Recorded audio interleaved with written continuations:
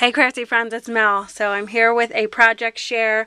I just want to film these before I give them all away to my crafty friends.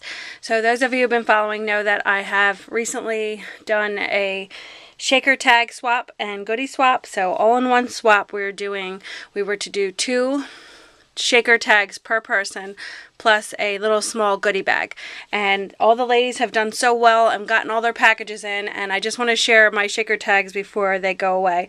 And I also want to share a few of the MFT, the blueprints number, is it 6 or 16? I'll put that down below. But the blueprints, I got these at over at Doodlebugs. They were the only ones that had them a while back when they were sold out.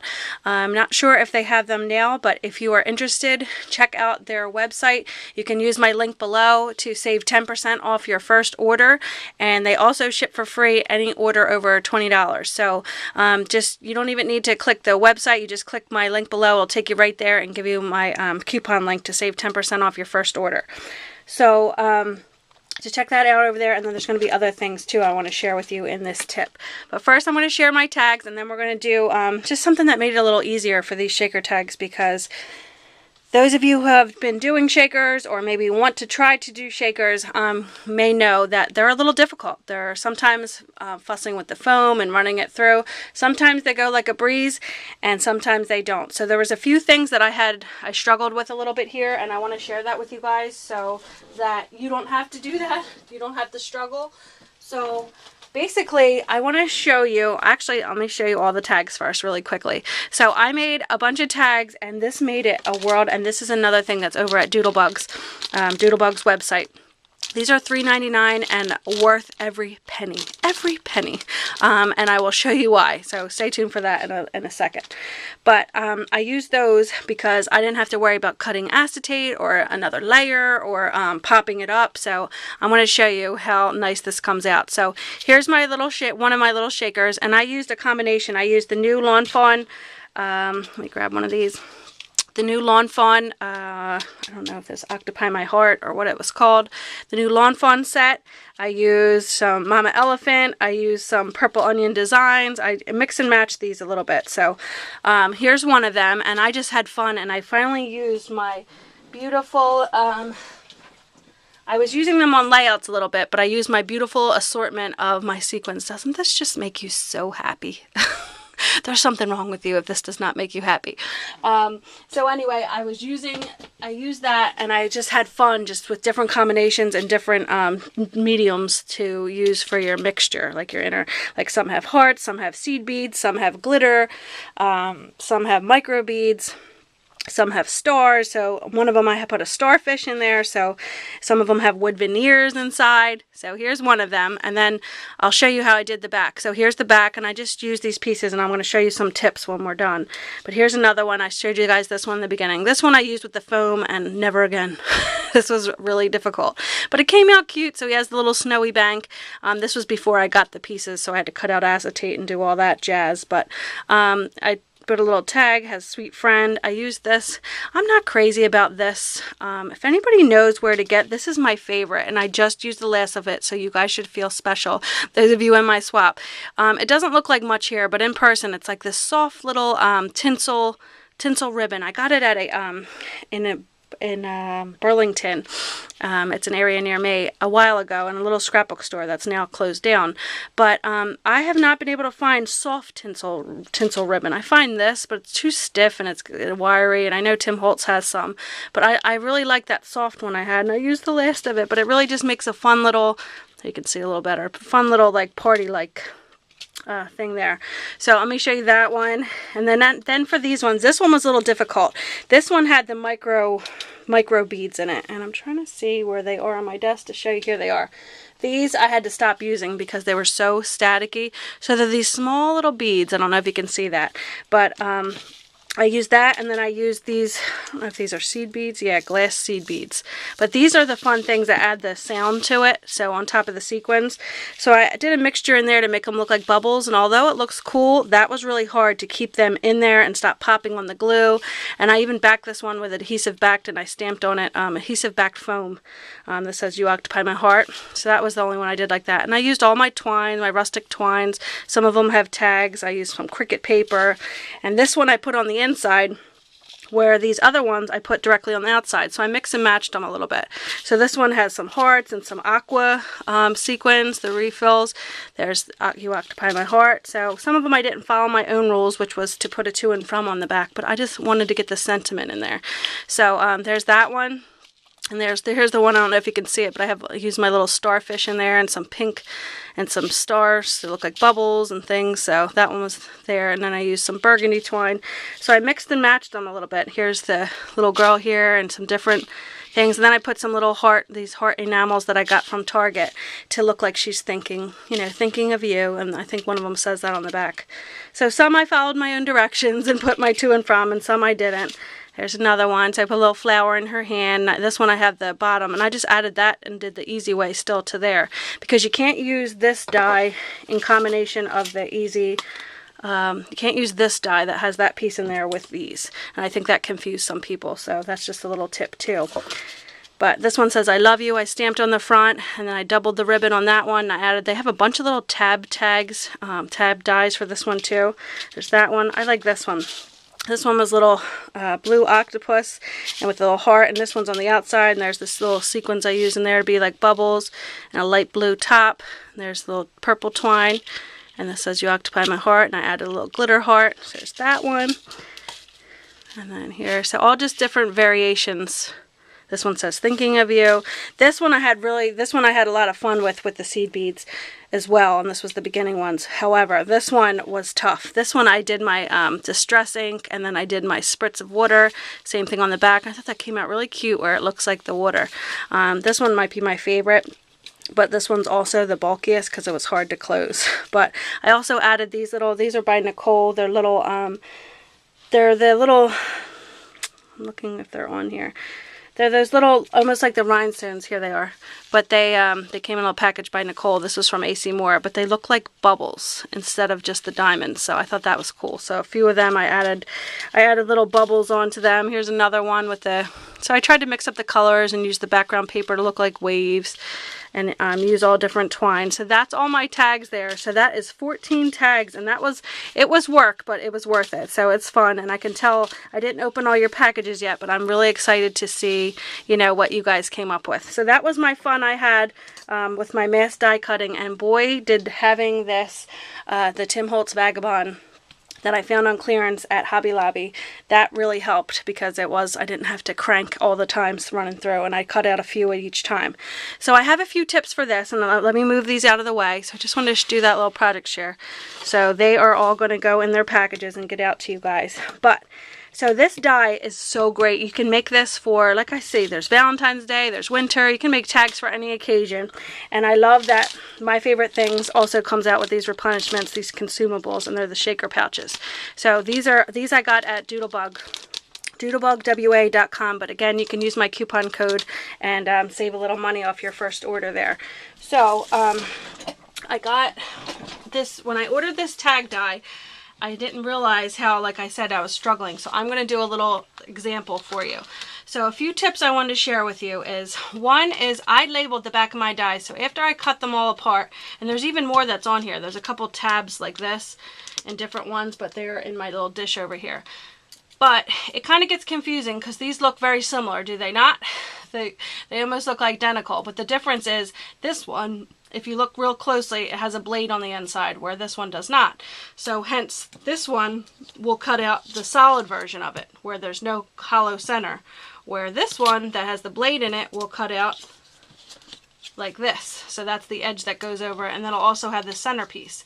So a tip that I have for you, just to keep for your records, is I just took a Sharpie marker, and for my own good, I put solid tag and tag border, and I think did I put something on? No. You could even label this one, but this one's pretty self-explanatory. You can see that that one has that little half piece. So that way I know that this one's the solid one, so I don't get confused because I mix it up a few times while cutting it through. So that really helped, just marking on there, and it's on the back and you can't even tell. So later, you know, that's been a very big help. Another thing I wanted to share is one really cool thing is don't throw this piece away when you're making your tags, because as you've seen, I did, let's see the ones that I did that with. A lot of these, when I had to cut out so many, I had a lot of these pieces. So instead of, because I didn't wait, like I put it together, and it would be kind of hard to stamp on this if you don't do it beforehand, which I didn't. So once you make your shaker tag and then you already had this stamped, it could be really hard to take your stamp block and try to get it on there. So what I did is after I assembled it, when it was just this backing, to dress it up, I took all these little, I used all my little center pieces and I stamped my image. I took, like, this one says "You Occupy My Heart," this one says "Thinking of You." So whichever one I used, I stamped it right on here, and then I added it to the backs. So as you see, a lot of these have the inner pieces of another one, like this one. This one I probably used the back to that one, and they have different ones on them. This one I stamped directly on it. This was in the beginning. This was in my learning phase. But then as I was going through and getting the rest out, I found it much easier. And I think it looks cute because it's not just all white back there. So you're not stamping it directly on there. And you're using your pieces. That one I stamped directly on there, but that one's okay because we did the fun distress ink. See, that one I added. That was the inside of the front. I just used it on the back. So it helps you use all your little pieces. So then so that's another tip. And my biggest tip that I have for you, see, here's another one of the, this Blueprints die. It's a little pricey. I think it's like $34.99, something like that, but it is worth it because there's so many dies in it, and I've already used this so many times, this tag die. But it cuts out all these. You can even use these things and these little stitched reinforced dies that it cuts out. You could use them on the holes of your other tag dies. So it's very versatile, and you get a lot, and you can even use these little, I didn't use any of these yet. These are little dies that cut out like hearts that you can make your own sequins. Maybe you don't have a fancy collection of sequins yet, and you know, or you know, you just want to use that. You can cut out all your own with your scrap paper. So that's a really fun thing. So my last tip to you, and a really big one, because again, these are worth every penny to get these and not have to worry about the foam and cutting the acetate and making sure the acetate doesn't slide. So one thing I did, I just kind of want to show you how I did this, is so once you cut out your pieces, so you have your solid piece, that's going to be kind of hard to see against my mint matte, but there is a outer piece, I'll put it on top of here, and then your back piece. So after so keep that center piece, you stamp that, but we're not going to do that for now. But I just want to put one of these together really quick. So you're going to get to see my fun sequins again. So what I did was I put my sequins in first. So I'm going to open this. So you just pick your little sequin mix, whichever ones you choose, and then here's my little thing off to the side. So let's do some purples, my favorite color. So there's some purples there, and I just spilled it, but no biggie, there's no wet glue yet. Oh my gosh, I did it again. It's only because I'm on camera. So here we go. So there's some purple, and then, you know, you can have fun with it. You can mix and match. I'm going to just probably use purple tones. Some iridescent, there's some lavender. Here's some shiny ones. Let's use some clear purple. Here's some small clear purple. And here is a different color purple. So maybe we could add in a few of these. I really like these. I use a lot of these. What are they called? Marshmallow. I don't know what they're called, but I use some of the clear ones in there, and that's good. So then when you're happy with your mix, and the one great thing about these is, and you'd use even less if you say had the ones that have, like, if you use the die that had half the cover, you really don't need that much because half of it's going to go down here anyway, or you could put foam back there so they don't slide. But you really don't have to use a lot of sequins to make these things in there, because you don't want to make it too much where they don't move around. Some of these I put more in than others, and you know, I was testing out the waters, so to speak, and seeing what I like in there. But this one, like I said, I even have a starfish, so you really don't need a lot. So once you have your mixture in there that you're happy with, let me move this out of the way. I always make sure too, if you have one of these cases, make sure you close these, because I can see my daughter trying to get in this and then having everything mixed together. Like, that's my fear, and I'm surprised it hasn't yet happened yet, to be honest with you. So once you have this is where I struggled, because I was trying with the, you know, the kind that you can rip, the really strong tape, the sticky tape, or the red line tape. You just can't get it quite in that curve. Then I tried with the Scotch quick dry glue, and that kept clogging. That, you know, if you have a method with that, I tried the pin thing. It just never quite right, which is why in another video I said I've been really loving this, either the regular Tombow or this one. It just doesn't clog as bad as the other ones do, and if it does, it comes right off, and then it goes into working condition again. So what I did to do my tip is, you just want to kind of go, get your glue going, and I just kind of followed it all the way around, and I was spinning this little shaker around, because unfortunately these little replenishments, these things here that I was saying I got at Doodlebug, they don't have an adhesive. I wish they did, where you could just peel and stick. That would make them even better. But either way, I'm still thankful for these, especially when I had this swap and all these I had to make. So I'm just kind of going around with such a thin line, like I'm barely pressing out glue, because you don't want it to gush all around, but you do want it to seal. So then I go around, and I may even go around again and then go on the outer edge. Just make sure that's covered with, you know, a thin layer of glue.